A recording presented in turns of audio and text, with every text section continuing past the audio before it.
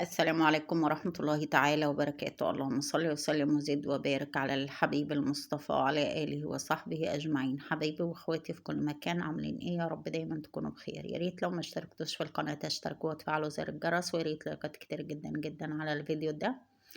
ونقول مع بعض أسعار الفراخ البيضاء اليوم السبت 9/11.